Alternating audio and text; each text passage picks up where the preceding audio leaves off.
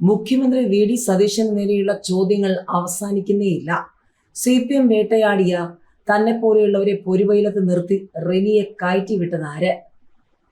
കഴിഞ്ഞ 10 വർഷം കോൺഗ്രസിനായി തന്നെപ്പോലെ ജീവനും ജീവിതവും നൽകി ജയിലിൽ കിടന്നവർ ദൂരെ നിന്ന് സത്യപ്രതിജ്ഞാ ചടങ്ങ് വീക്ഷിക്കുമ്പോൾ ആൻ ജോർജ് എന്ന ഒരു യൂട്യൂബ് റീൽ മോഡൽ മാത്രമായ സ്ത്രീയെ മുഖ്യമന്ത്രിയുടെ സത്യപ്രതിജ്ഞാ വേദിയിലേക്ക് കയറ്റിവിട്ടത് ആരാണെന്ന് യൂത്ത് കോൺഗ്രസ് മണ്ഡലം പ്രസിഡന്റ് നിഖിൽ പൈലി.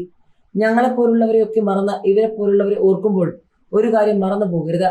LDF സർക്കാരിനെതിരെ സമരം ചെയ്തും CPMന്റെ തല്ലുകൊണ്ടും വീടുകൾ കയറി വോട്ട് ചോദിച്ച് കിട്ടിയതാണ് ഈ മന്ത്രി കസേരകളെന്ന് അദ്ദേഹം ഫേസ്ബുക്കിൽ കുറിച്ചു.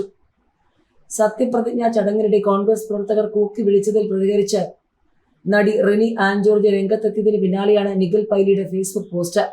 ചില കുലംകുത്തികൾ ഓരിയിട്ടു എന്നാണ് റെനി ഈ സംഭവത്തെ വിശേഷിപ്പിച്ചത്. സെൻട്രൽ സ്റ്റേഡിയത്തിൽ UDF മന്ത്രിസഭയുടെ സത്യപ്രതിജ്ഞയ്ക്കിടെയാണ് റെനിയെ കോൺഗ്രസ് പ്രവർത്തകർ കൂവിയത്.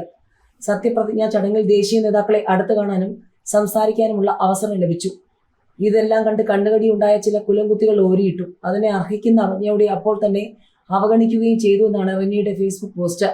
കൂവിയത് കോൺഗ്രസുകാരാണെന്ന് കരുതുന്നില്ലെന്നും കോൺഗ്രസുകാർ സ്നേഹത്തോടെയാണ് പെരുമാറിയെന്നും റെനിയുടെ പോസ്റ്റിലുണ്ട്. തെലങ്കാന മുഖ്യമന്ത്രി രേവന്ത് റെഡ്ഡിക്കൊപ്പമുള്ള ചിത്രം പങ്കുവച്ചാണ് റെനിയുടെ ഫേസ്ബുക്ക് പോസ്റ്റ്.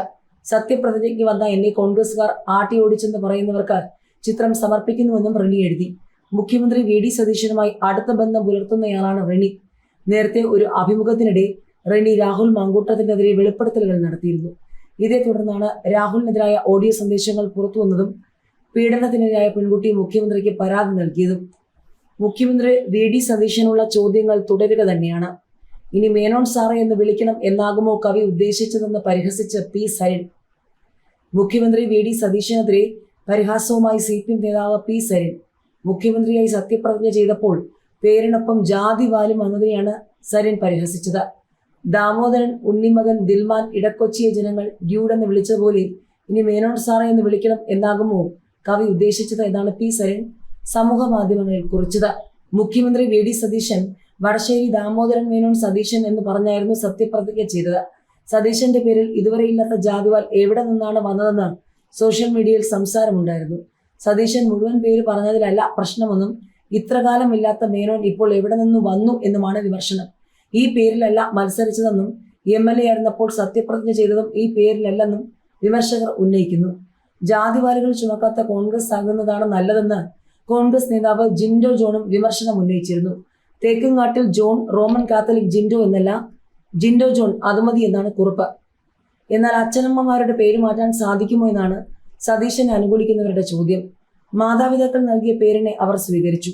വി.ഡി. സതീശൻ മാത്രമാണോ സ്വന്തം പിതാവിന്റെ പേര് ഇനിഷ്യലായി ഉപയോഗിക്കുന്നത് എന്നാണ് സതീശനെ അനുകൂലിക്കുന്നവർ ചോദിക്കുന്നത്. മാത്രമല്ല, മന്ത്രിമാരുടെ ഔദ്യോഗിക വസതിക്ക് അറ്റകുറ്റപ്പണികൾക്ക് 3,95,00,000 രൂപ അനുവദിച്ചതും വലിയ ചർച്ചയായിട്ടുണ്ട്. മന്ത്രിമന്ദിരങ്ങളുടെ അറ്റകുറ്റപ്പണികൾക്ക് 3,95,00,000 രൂപ അനുവദിച്ചു. 9 മന്ത്രിമന്ദിരങ്ങളുടെ വാർഷിക അറ്റകുറ്റപ്പണികൾക്കാണ് പൊതുഭരണ വകുപ്പ് തുക അനുവദിച്ചത്. അതേസമയം മന്ത്രിമാർക്കുള്ള ഔദ്യോഗിക വാഹനങ്ങളിൽ 13ാം നമ്പർ ആർക്കും വേണ്ട.